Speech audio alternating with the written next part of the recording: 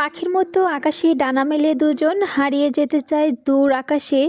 মেলায় ঢুকে প্রথমে এক ডজন চুড়ি কিনলো শিমুল, এক এক করে পরিয়ে দেয় সবার হাতে। খুশিতে সবার মন ভরে যায়। তারপর তারা পুতুল নাচ দেখতে যায়। 5 টাকার টিকিট দিয়ে খেলা দেখতে হয়। শিমুল শিমুল 10 টাকা দিয়ে দুটি টিকিট কিনে দুজনে খেলা দেখতে দেখতে বসে। পুতুল নাচ দেখে দুজনে খুব খুশি, জোরে জোরে হাততালি দেয় অন্যদের সাথে। পুতুল নাচের মধ্যে কি হচ্ছে তারা ভালো করে বোঝে না, তবে এইটুকু বোঝে যে ছেলে পুতুলটি গরিব আর মেয়ে পুতুলটি ধনী। তারা একজন আরেকজনকে ভালোবাসে, তবে তাদের বাবা মা এ নিয়ে অনেক ঝগড়া মারামারি হয়। অবশেষে দুজনে একটি বটগাছের নিচে মালা বদল করে বিয়ে করে। পরবর্তীতে ওদের বাবা মা তা মেনে নেয়। পুতুল নাচ দেখে বের হয়ে আরোক্ষণ মেলায় ঘুরোঘুরি করে দুজন। বাড়িতে ফেরার পথে শিমুল শোভাকে বলে যে তুমি কাল দুটি মালা নিয়ে এসো, আমরা দুজন স্কুলে আম গাছের নিচে মালা বদল করব।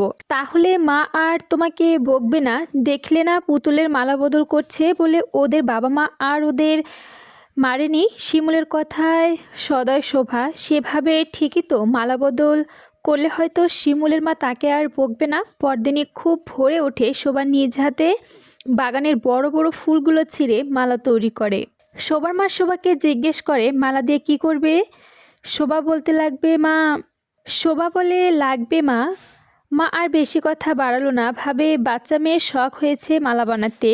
মালা নিয়ে বেশি স্কুলে যেতে যায়। শিমুল আম গাছের নিচে দাঁড়িয়ে আছে। এগিয়ে যায় শোভা, বইগুলো মাটিতে রেখে মালা দুটো একজনের হাতে নেয়। মালা বদল করে দুজন। এমন সময় সেই রাস্তা দিয়ে যাচ্ছিল কাশিম খান।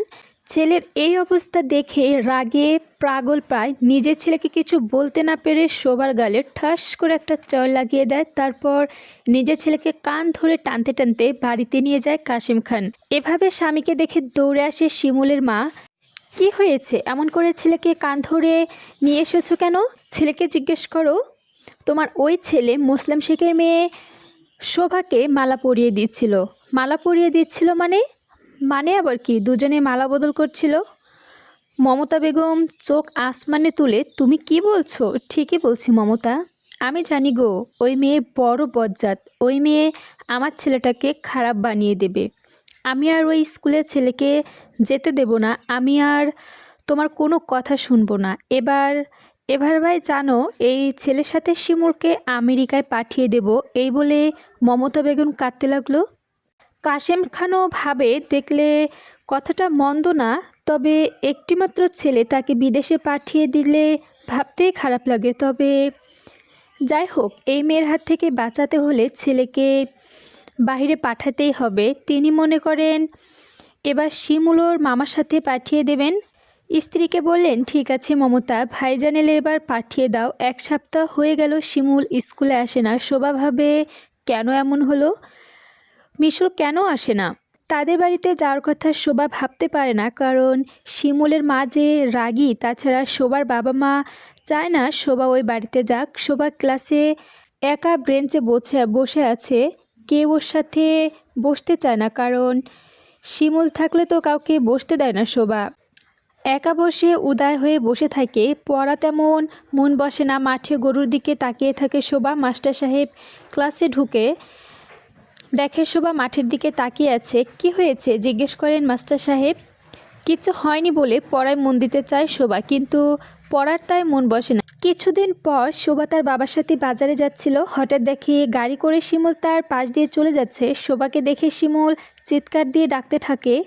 শোভা গাড়ির পিছনে ছুটতে শিমুল বলে ডাকছে। গাড়ির পিছন পিছন আসছিল শিমুলের বাবা মাও। একমাত্র ছেলের কাছে ছাড়া করতে চায় না। খুবই কষ্ট হচ্ছিল তাদের। শোভাকে দেখে তাদের রাগ আরও বেড়ে গেল। তারা খেপে গেল। শিমুলের মা শোভার বাবাকে জানা তাই বলে গালি দিতে লাগলো। ছোট লোক, জোচ্চোর, অসভ্য মেয়ে বানিয়েছে। নিয়ে যা তোর মেয়েকে। আবার দাঁড়িয়ে দাঁড়িয়ে তামাশা দেখছে। লজ্জা করে না তোর? এমন মেয়ে কেন জন্ম দিয়েছিস? শিমুলের মায়ের সাথে যোগ দেয় তার বাবাও। ছোট লোকের আবার লজ্জা শরম দেখছো না মমতা? কি বেহার মতো মেয়েকে নিয়ে দাঁড়িয়ে আছে। মুসলিমের মুখে কোনো কথাই নেই, কি বলবে সে? মেয়ে বুঝে জড়িয়ে ধরে কাঁদে মুসলিম। চল আমরা বাজারে যাই। শোভা কান্না কিছুতেই থামে না। সে শিমুল বলে চিৎকার করতে থাকে। শোভা তার বাবাকে বলে, বাবা আমি শিমুকে যেতে দেব না, তুমি ওকে ধরো বাবা, ওকে যেতে দিও না। কান্নায় ভেঙে পড়ে শোভা। কাশেম খান বলে, শোন মুসলিম, তোর মেয়েকে এক্ষুনি নিয়ে চলে যা। আজ তোর মেয়ের জন্য আমার ছেলেটাকে এত দূরে পাঠালাম। মুসলিম বাজারে গিয়ে মেয়েকে নিয়ে বাড়ি চলে আসেন, নানানভাবে বোঝাতে থাকে মেয়েকে, কিন্তু শোভা সে কান্না কিছুতেই থামাতে চায় না।